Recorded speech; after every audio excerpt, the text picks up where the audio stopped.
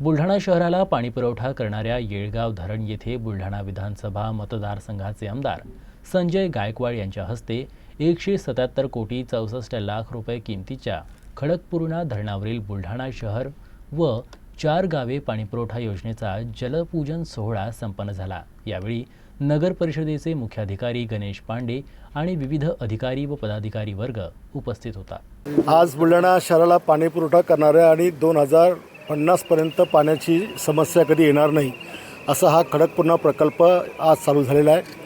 बुलढाणा शहराने मागच्या काळामध्ये 40 दिवसातून एकदा पाणी बुलढाणा शहराला यायचं, इतके कठीण हाल या शहराचे झाले। या गावात कोणी राहायला येत नव्हतं, कोणी पाहुणा येत नव्हतं, कारण पाणीच या गावामध्ये नव्हतं।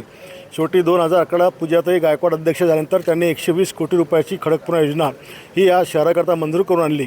पण ठेकेदाराच्या लापरवाहीपणामुळे आणि त्यांनी काम सोडून गेल्यामुळे या योजनेची कॉस्ट 120 कोटीवर 177 कोटीवर गेली आणि डिस्ट्रीब्युशन व्यवस्था जी आहे 60 कोटी रुपयाची ही नगरपालिकेने त्या ठिकाणी स्वतः या ठिकाणी केली, बाकी काम MGPने केलं।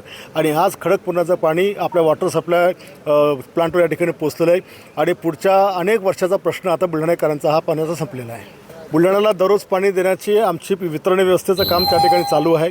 5 भागापैकी आम्ही 4 भागाचं काम यशस्वीरित्या पूर्ण केलं। एका भागामध्ये अतिक्रमण घरं वगैरे याच्यामुळे अडचण चालली आहे आणि म्हणून ते क्लिअर झाल्यानंतर किंवा ते मागे राहिलं तरी उर्वरित 4 भागाचं पाणी आम्ही दररोज देण्याचा पुढच्या काही दिवसातला आमचा प्रयत्न आहे।